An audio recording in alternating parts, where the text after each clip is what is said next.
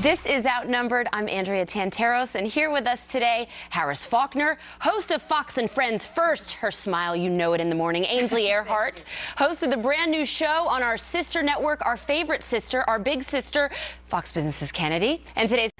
Yeah, it's great to be here. You know, I went to an all-women's college, so... You did? Yeah, so... You're used to that. Your dissertation, wasn't it? Pretty much was. A lot of people don't know that Jonah and I were on a speaking tour in 2000 with Woody Harrelson and Jello Biafra and the Indigo Girls. Yeah. Wow. Really? I was on stage with Ralph Nader, and but there are people I know who probably will never speak to me again now that they know that. I think it's cool. It was weird. It was very strange. He made the audience barf. I think it was at Berkeley when you said that more car than had in nuclear accidents. You said that, Which was Jonah? true. Yeah, I did. Did you really? But that was before Fukushima. So That's absolutely and accurate. That's true. Ruined. And Indigo Girls, that was when it was real controversial, right?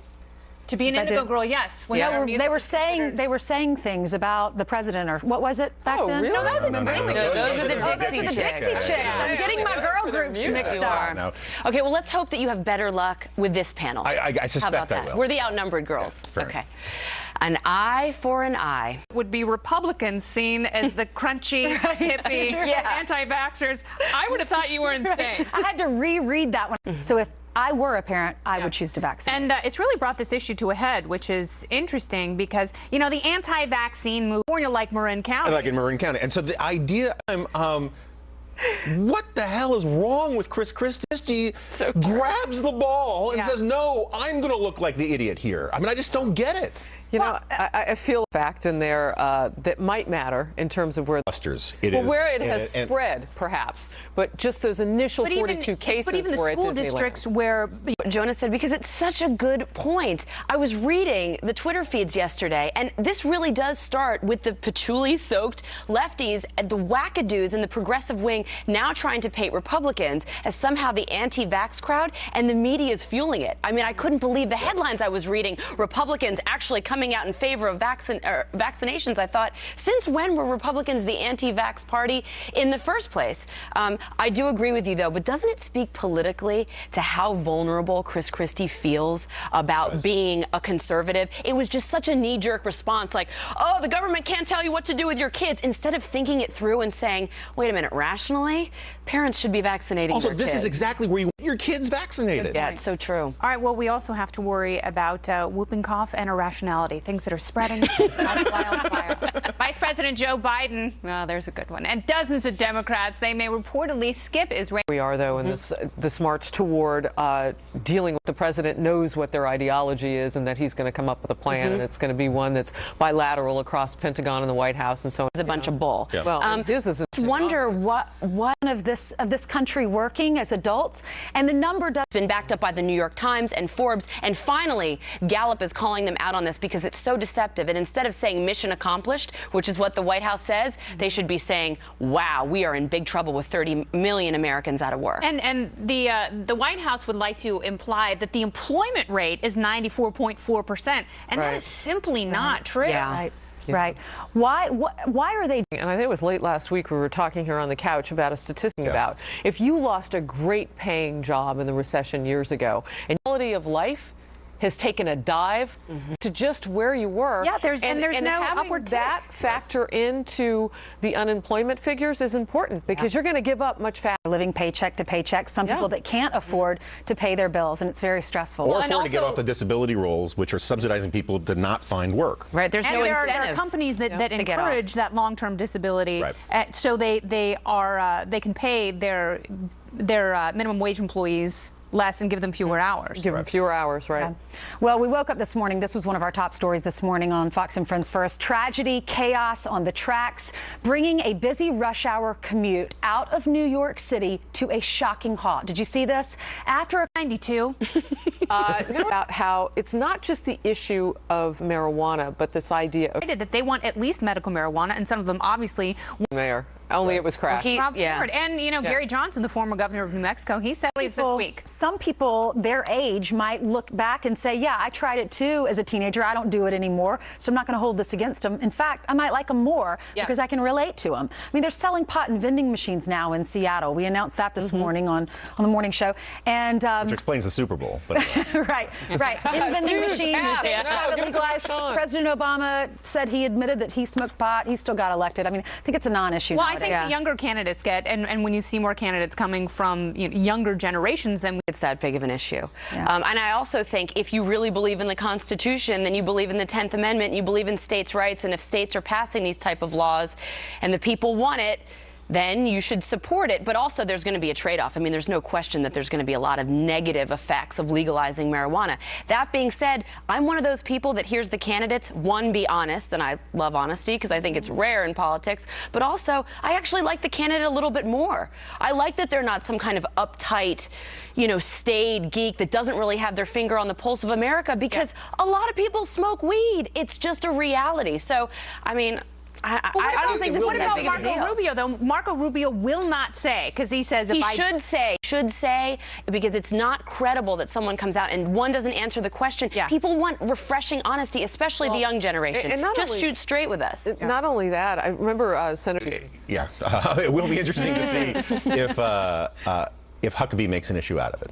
Because he doesn't drink, he doesn't, as we've heard, he doesn't even use profanity, and good for him. A big chunk of his evangelical base probably doesn't like this, and you could see whether or not Huckabee. But Jonah, don't you have even evangelical Christians are seeing their kids? I mean, they're getting tattoos, they're trying marijuana. Like, this is America. Even they know that there's a reality out there that their children aren't perfect. Sure. And so, and I also think recently, I mean, Mike Huckabee has been pretty out in the way far area, like in a different orbit with some of the things that he said. So he can take that position. I'm just not sure if it's really grounded in a reality. What was funny, Rand Paul wouldn't really admit if he did or didn't. No, he said I wasn't a choir boy. I wasn't choir for the show. Here's my list of yeses, my list of nos, and my list of no choir boys. It's a short list now, but we'll see if we can get them all to sing later. All right, we're going to take a moment now, a wonderful moment. You were looking. You were looking.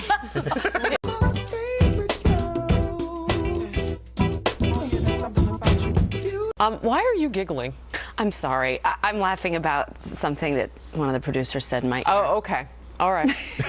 Honesty. We love your honesty. When you laugh. You look beautiful when you so funny. What did she say? I want to know. Two daughters. I have two daughters, and I've actually had these conversations with my daughters. You've met my family. They're lovely. I mean, they're really beautiful. Let's be honest. They're little loveys. So when you look like Ainsley Earhardt.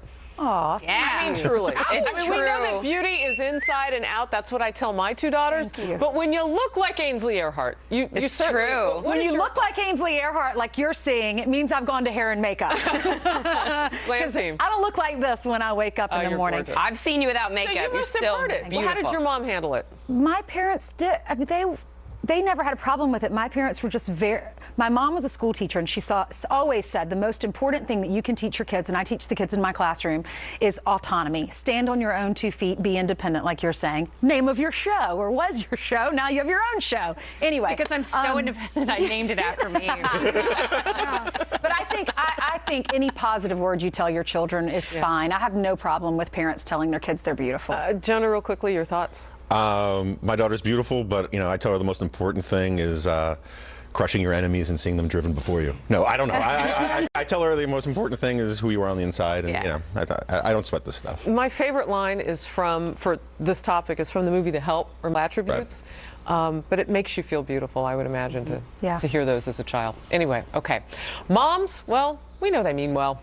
But what happens when they start putting pressure? Poison ivy, quicksand, cannibals and snakes. Is this funny or is this unhealthy? And I'm going to weigh in on this first because it sort of ties into the last topic and I didn't get to weigh on it. I was in a sorority with a lot of Jewish girls, and their moms were very hard on them about appearance and things like that. And they would send them texts like this and give them this kind of advice. And I know it was in love, but my mom doesn't do this. I mean, she's like the coolest mom in the world. She doesn't put pressure. Isn't she cool? Yeah, I love your mom. Shout out to Barb, by the way. She's awesome and a model for and moms she doesn't also, like, I remember coming home when I lived in Paris and I had gained some weight from eating all these croissants. And I said, I think I'm kind of chubby. And rather than say, yeah, you need to lose some weight, you're never going to meet a husband, she just said, you know what, you're young, you look great. Always building up that confidence. I think this mom is driving their daughters crazy. I think there are a lot of moms like it, and it is cross-cultural. Does this make the girls crazy? I think it's entertaining for other people who are reading this because, you know, I think hopefully. Last block we were talking about building up a child too much, but then also maybe tearing them down at their self-confidence too much as well. Shouldn't they find a balance? As a parent, you want to be honest, but when I was reading this story this morning, I thought, oh, I want to hear what this mom has to say. She's going to give great advice, maybe advice that we can all follow. And then I read these tweets or text messages, and I was like, these are so mean. And, you know, I know her mom has her best interest in mind, but gosh, that's called like toughening up your kid. Your kid has to, I mean, I would be bawling if I read some of these things. 26 years old is not old. You have like... Yeah. Is some of it, though, good advice? I don't know. Wear black, gorgeous doctor. I don't know. Maybe for this terrible Jewish stereotype here. Guys would not want to date a woman who's been primed into the date. Well, that's the thing, though. Goal. It's like that would be pressure on the guy, and too. it's sexist. All right, we got to seek a goal right now, and that is getting to happening now. So stay right here for Outnumbered Overtime. We're taking your questions. FoxNews.com/Outnumbered. We'll see you right back here tomorrow at noon.